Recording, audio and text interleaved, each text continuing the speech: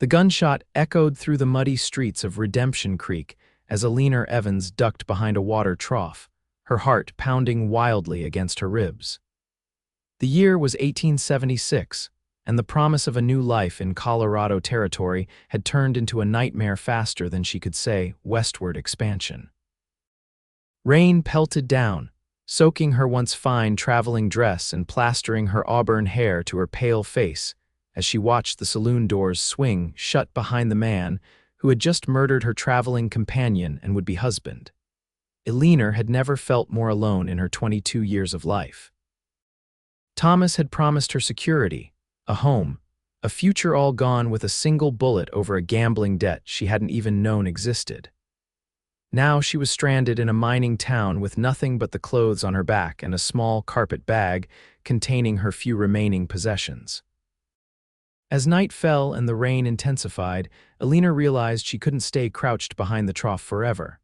Her limbs ached and her stomach growled fiercely. She hadn't eaten since breakfast, and now her prospects for dinner or shelter seemed impossibly remote. Gathering what little courage remained, Eleanor rose on unsteady legs and began moving toward the edge of town. Perhaps she could find a church, a kind family, anyone who might take pity on her situation. The main street was largely deserted due to the downpour, with only the occasional drunken miner stumbling between establishments. That's when she spotted it, a light burning in what appeared to be a small trading post at the outskirts of town. With no better options presenting themselves, Eleanor made her way toward it, her sodden skirts weighing her down with each step. The bell above the door jingled as she entered, and she found herself in a well-organized establishment filled with supplies of every description. Behind the counter stood a man of perhaps 30, tall and broad-shouldered with sun-bronzed skin and eyes the color of a summer sky. He wore simple clothes, a cotton shirt with the sleeves rolled up, revealing strong forearms, and practical trousers held up by suspenders.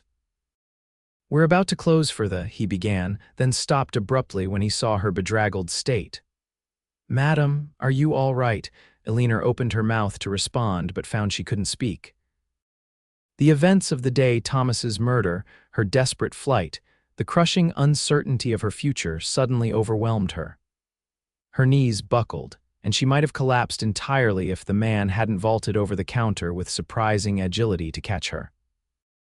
"Easy there," he said, his voice a gentle rumble as he guided her to a chair near the pot-bellied stove. "You're safe here." "I'm sorry," Eleanor managed, mortified by her weakness. "I don't mean to impose." "No imposition," he replied, studying her with concern. "I'm Owen Blackwell." "This is my store." "Eleanor Evans," she responded automatically, the social graces drilled into her by her Boston upbringing momentarily overriding her distress. Owen nodded, then turned to pour her a cup of coffee from a pot kept warm on the stove. "Drink this. You look half frozen." Eleanor accepted the mug gratefully, letting the warmth seep into her trembling hands. "Thank you, Mr. Blackwell." "Owen," he corrected. Then, after a moment of hesitation, "What brings you to my doorstep in such a state, Miss Evans?" Slowly, haltingly, Eleanor explained her situation, her journey west with Thomas, his death, her sudden abandonment in a strange town. She didn't mention that the marriage had been more one of convenience than passion. Thomas had needed a wife to help manage his claimed homestead, and she had needed to escape the suffocating expectations of her family back east. Owen listened without interruption, his expression darkening when she described the shooting. When she finished, he ran a hand through his sandy brown hair and sighed deeply. "So you've no kin here, no funds?" he asked, though it was clear he already knew the answer. Eleanor shook her head, sudden humiliation burning her cheeks. "The hotel wouldn't extend me credit, and her voice faltered as tears threatened again. "I have nowhere to go," she whispered, the admission painful in its finality. Owen's expression softened as he regarded her. Then, with a decisiveness that suggested he was surprising even himself, he said, "Then stay. I built this place for that." Eleanor stared at him, uncomprehending. "I've rooms above the store," he clarified. "One's mine, but there's another I keep for visitors or folks in need." "It's yours for as long as you require it." I couldn't possibly, Eleanor began, but Owen held up a hand to stop her. Miss Evans, night's fallen, it's pouring rain, and you've just lost everything. Pride's a luxury you can't afford right now. His tone was gentle but firm. Tomorrow we can figure out your next steps, but tonight you need rest. Too exhausted to argue further, Eleanor nodded her acceptance. Thank you, Mr. Blackwell Owen. I'll find a way to repay your kindness. His mouth quirked in what might have been the beginning of a smile. Let's start with you not calling me Mr. Blackwell, and we'll consider it progress. As Owen led her upstairs to a small but neat room with a real bed, Eleanor felt the first faint stirrings of hope since the terrible events of the afternoon. Perhaps her journey west wasn't ending in disaster after all. The room was simple but clean, with a narrow bed, a washstand with a basin and pitcher, and a small dresser.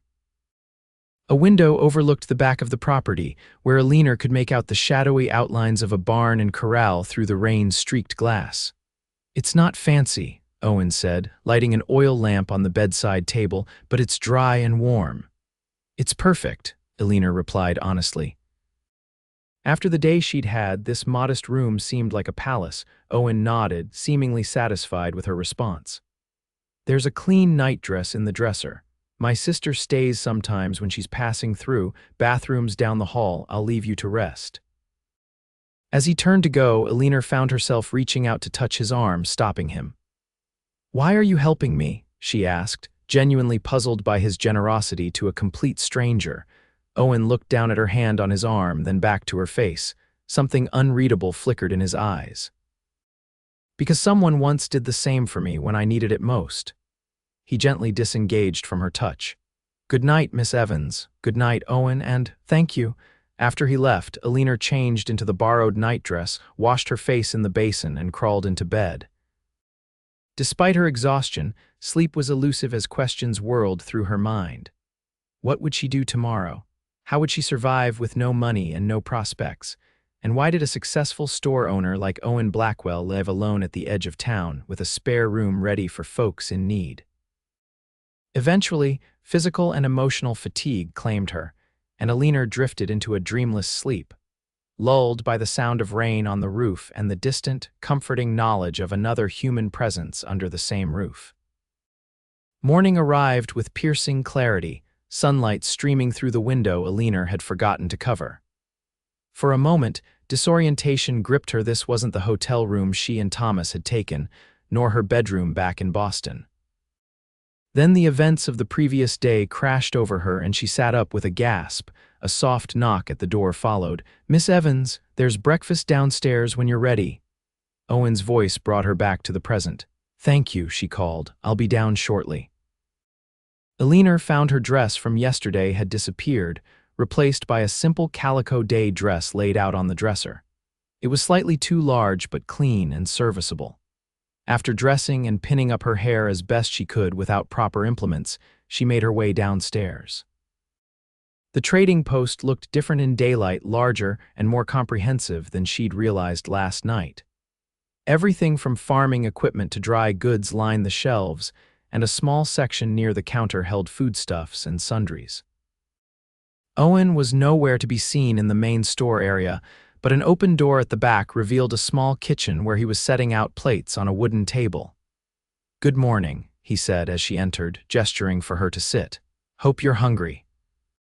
The table held a simple but abundant breakfast: eggs, bacon, biscuits, and coffee. Eleanor suddenly realized she was ravenous, having eaten nothing since yesterday morning. This is very kind of you, she said, taking a seat. Owen shrugged as he joined her. Needed to eat anyway.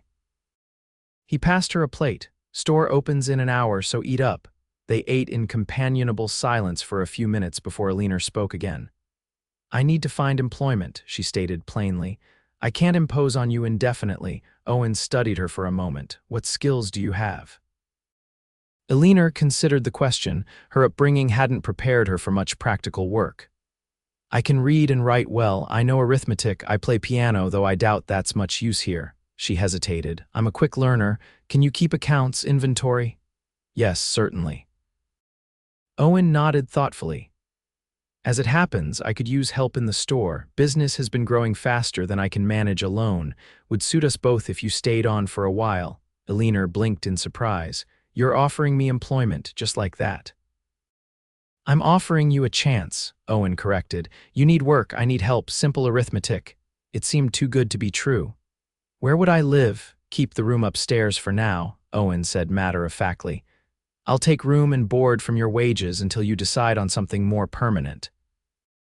Eleanor hesitated, weighing her limited options. She had no references, no experience, no connections in this town. The likelihood of finding another position was slim at best, and something about Owen Blackwell made her trust him, despite her naturally cautious nature. I accept, she said finally. Thank you for the opportunity. Owen's expression remained neutral, but she thought she detected a flicker of relief in his eyes. Good, we'll start today. The store's simple enough to learn. Farmers and miners come in for supplies. You help them find what they need, record the transaction in the ledger. And so began Eleanor's new life in Redemption Creek. The first day was overwhelming, with so much to remember about where items were located and how the pricing system worked. But Owen proved to be a patient teacher, correcting her gently when she made mistakes and offering praise when she mastered a new skill. By the end of the week, Eleanor felt as if she'd been working at Blackwell Trading Post for months rather than days.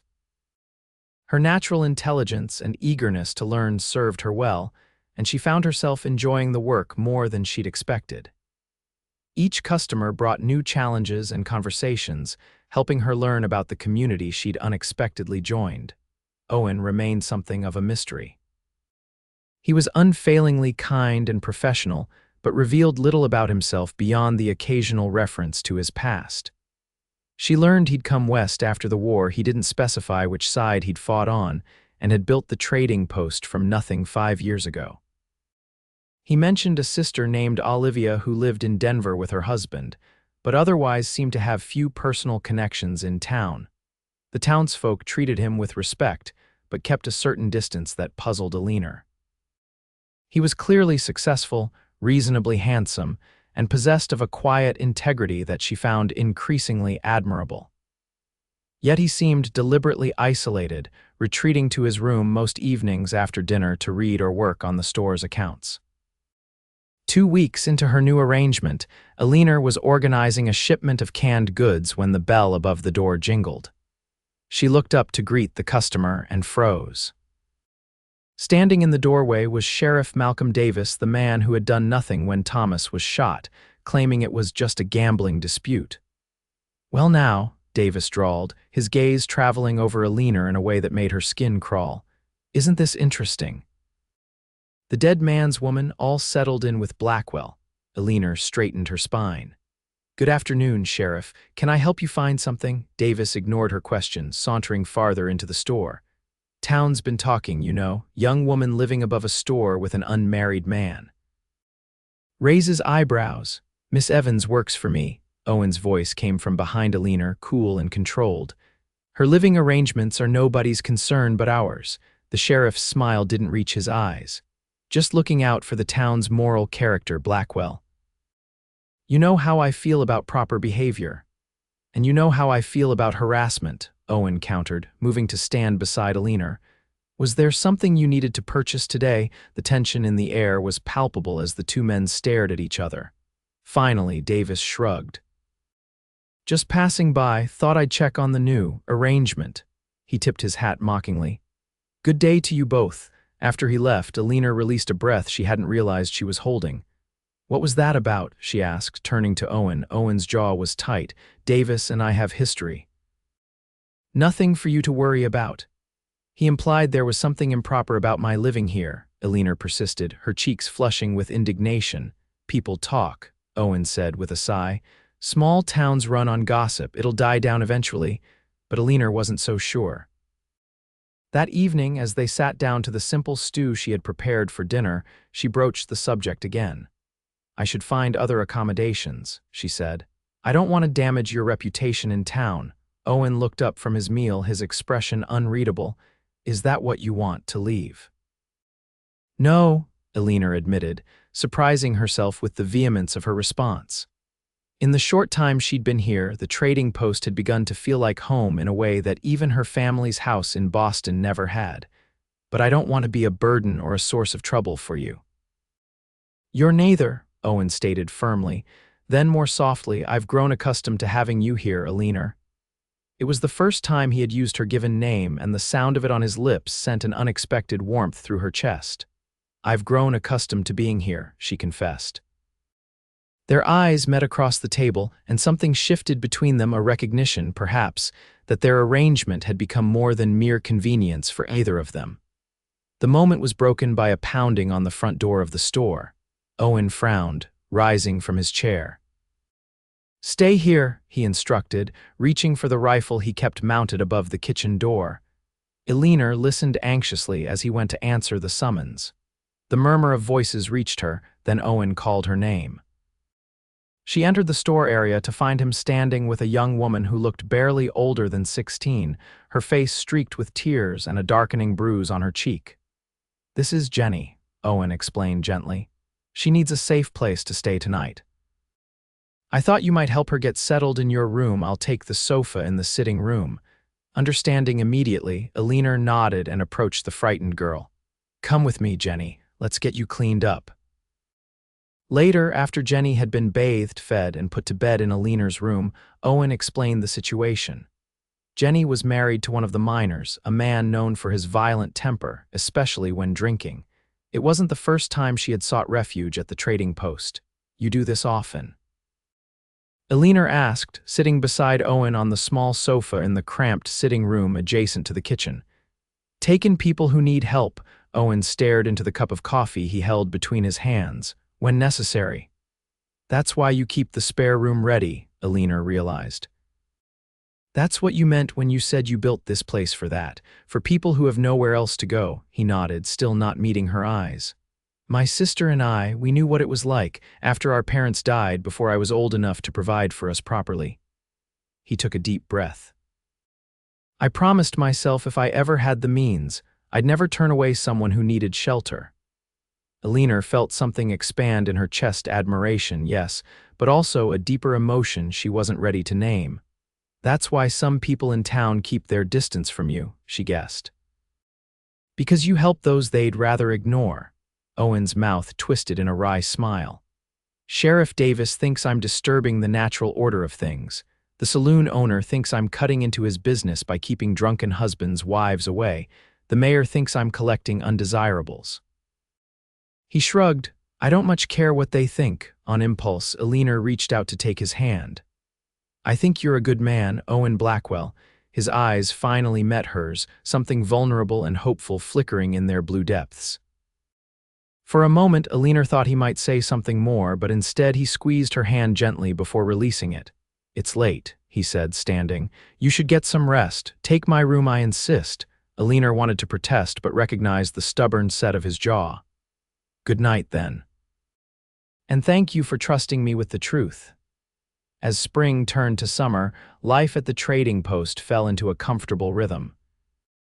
Eleanor's presence brought noticeable improvements. The store was better organized, the books meticulously kept, and even the living quarters above had been transformed with small feminine touches that made the space feel more like a home than just a place to sleep. Owen found himself looking forward to their shared meals, their conversations about books and ideas, the quiet evenings spent in companionable silence as Eleanor sewed or wrote letters, and he worked on plans for expanding the store. He couldn't remember when he'd last felt this content. The town's gossip about their living arrangement had largely subsided, though Sheriff Davis still made a point of stopping by the store more often than strictly necessary. His thinly veiled hostility toward Owen increasingly obvious. Owen kept his concerns about Davis to himself, not wanting to worry Eleanor. What he couldn't hide, however, was his growing attraction to the remarkable woman who had stumbled into his life that rainy night. He tried to maintain a professional distance. She was his employee, his tenant, under his protection in a sense. Taking advantage of her situation would make him no better than the men he despised. But sometimes he would catch her looking at him when she thought he wouldn't notice, a soft expression in her amber eyes that made his heart beat faster. Or their hands would brush as they worked together, and the simple contact would leave him distracted for hours afterward. On a sweltering July afternoon, Owen returned from delivering supplies to a nearby ranch to find Eleanor standing precariously on a ladder, attempting to restock the highest shelves. "What do you think you're doing?" he demanded, dropping his hat on the counter and striding toward her. Eleanor glanced down, surprised by his tone. "The shipment of canned preserves arrived while you were gone. I'm putting them away." On a rickety ladder that's not braced properly. Owen moved to steady the ladder, his hands gripping the sides just below where she stood. "You could have broken your neck." "I'm quite capable of climbing a ladder, Owen," Eleanor replied, a note of exasperation in her voice. "I've been doing it since you left." "And I've been worrying about you since I left." The words escaped before he could stop them, more revealing than he'd intended. Eleanor stared down at him, her expression softening. "You worry about me." "Of course I do," Owen admitted, suddenly aware of how close they were, her skirts brushing against his chest as she stood on the ladder. "I worry about you all the time." Something changed in her gaze, a warmth blooming that mirrored the heat spreading through his own body. Slowly, Eleanor descended the ladder until she stood just one step above him, bringing their faces level with each other. "Why do you worry, Owen?" she asked softly, her eyes searching his. Owen swallowed hard. "Because you've become important to me, Eleanor, more important than I ever expected." The bell above the door jingled, breaking the moment. Owen stepped back as if burned as a customer entered the store, nodding politely to them both. That evening, tension hummed between them as they prepared and ate dinner, each hyper-aware of the other's movements. When the meal was finished, Eleanor rose to clear the dishes, but Owen caught her hand. "Eleanor," he began, not entirely sure what he wanted to say, but knowing he needed to say something, she looked at him expectantly, her cheeks flushed. "Yes."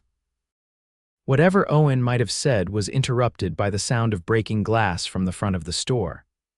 Cursing under his breath, he released Eleanor's hand and grabbed his rifle, moving cautiously toward the source of the noise. The front window of the store had been shattered, a rock lying amid the broken glass on the floor. Attached to the rock was a piece of paper with a crude message: "Leave town or burn." "What is it?" Eleanor asked from the kitchen doorway, her voice anxious. Owen quickly crumpled the note. "Just some foolishness. Probably drunken minors or bored boys." He tried to keep his tone light, but his mind was racing. This was an escalation from previous incidents: stolen goods from his delivery wagon, anonymous threats shouted in the dark, subtle sabotage of his business dealings. Eleanor didn't look convinced. "Owen, what's really happening? This isn't the first time there's been trouble, is it?" "No," he admitted reluctantly, "but it's nothing I can't handle." "Does it have to do with Sheriff Davis?" Owen sighed, running a hand through his hair. "Partly. Davis and some of the other town leaders don't appreciate my interference as they see it. Taking in people like Jenny, giving jobs to minors who have been blacklisted for trying to organize better working conditions, selling supplies at fair prices to the Chinese workers others won't serve."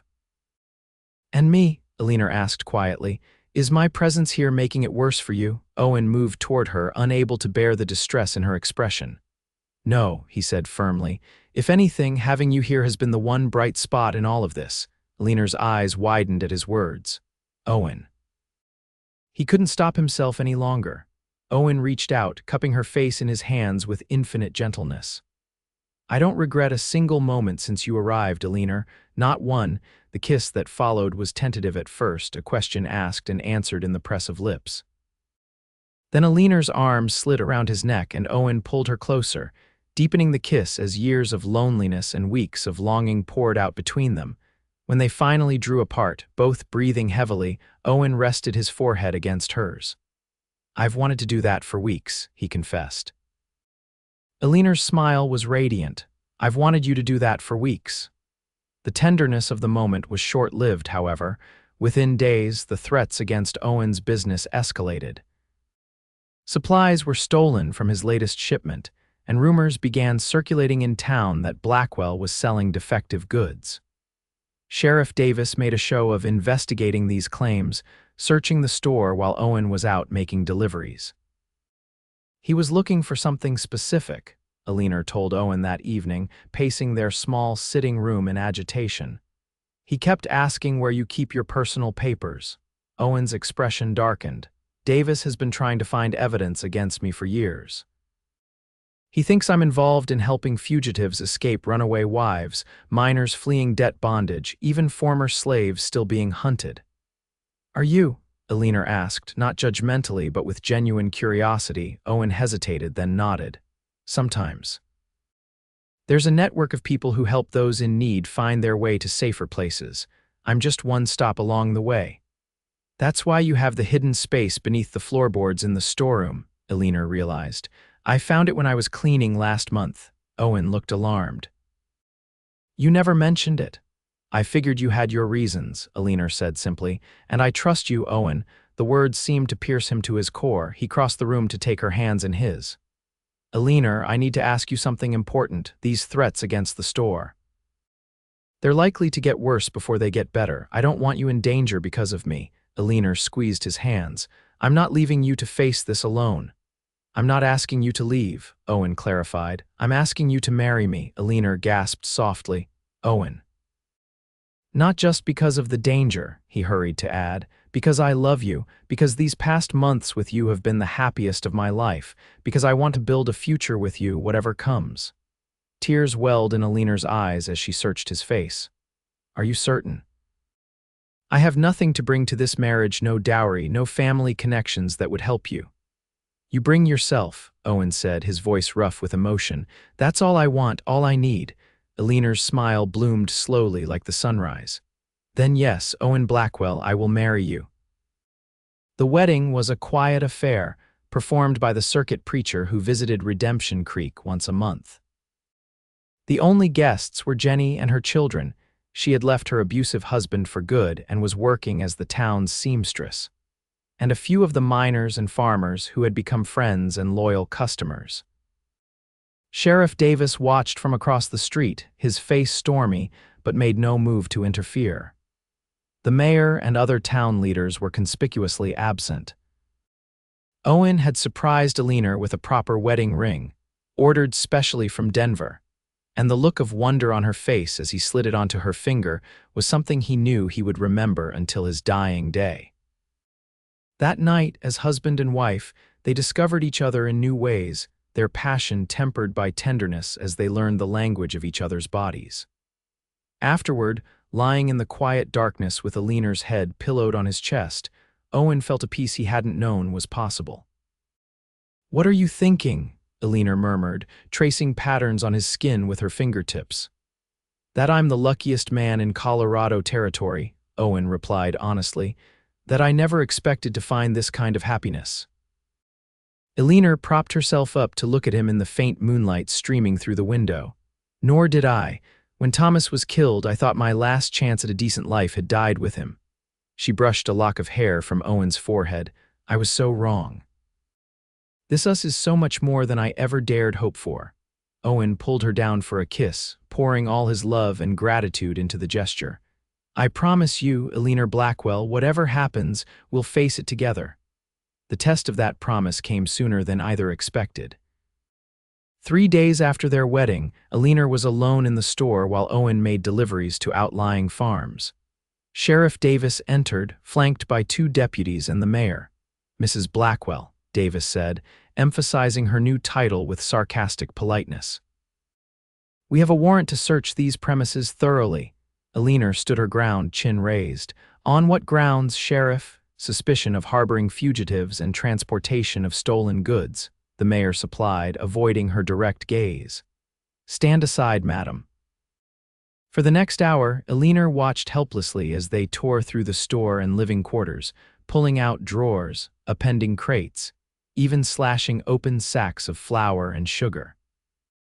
When they discovered the hidden compartment beneath the storeroom floor, Davis crowed in triumph until he opened it to find it empty. Where are they? He demanded, grabbing Eleanor's arm roughly. The papers, the evidence, where has Blackwell hidden them? Take your hands off my wife. Owen's voice rang out from the doorway, cold and dangerous. Davis released Eleanor but didn't back down.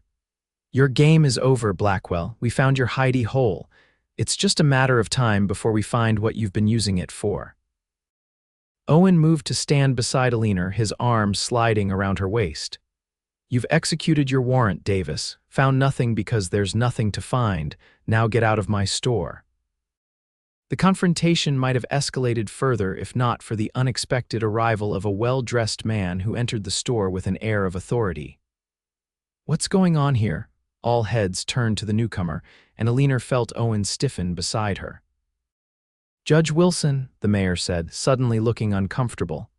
"We weren't expecting you until tomorrow's court session." "Evidently," the judge replied dryly, surveying the destruction around him. "Sheriff Davis, would you care to explain why you're destroying a legitimate business establishment?" What followed was a revelation Eleanor could scarcely believe. Judge Wilson, it transpired, was not only the circuit judge for the territory, but also a key figure in the very network. Owen was part of a network that, far from being criminal, had the tacit support of federal authorities working to enforce the civil rights amendments passed after the war. Davis's vendetta against Owen was exposed as being motivated not by law, but by personal grievance. Owen had refused to pay the protection money that Davis extorted from other businesses, and had helped several women escape abusive marriages to men who were Davis's drinking companions. By evening, Davis had been relieved of his badge pending investigation. The mayor was making profuse apologies, and Judge Wilson was sharing dinner with the newlyweds in their kitchen above the store. "You took a substantial risk, Owen," the judge commented as they ate. "Standing alone against corruption is no small thing." "I wasn't alone," Owen replied, his gaze finding Eleanor's across the table. "Not for the past 4 months, anyway." Judge Wilson nodded approvingly at Eleanor. "Your wife is a woman of remarkable character from what I've observed today." "She is," Owen agreed, his expression softening as he looked at her. "The best decision I ever made was telling her to stay that rainy night." Later, as they prepared for bed, Eleanor found herself overwhelmed by the day's events. "Did you know," she asked, "that Judge Wilson would arrive today?" Owen shook his head, pulling her into his arms. "Pure coincidence or providence, if you believe in such things. I had faith we'd find a way through, but I never expected such a dramatic resolution." Eleanor laid her head against his chest, listening to the steady beat of his heart. "What happens now?" "Now," Owen pressed a kiss to her hair. "Now we rebuild what Davis and his men damaged. We continue our work more openly now that we have the judge's protection.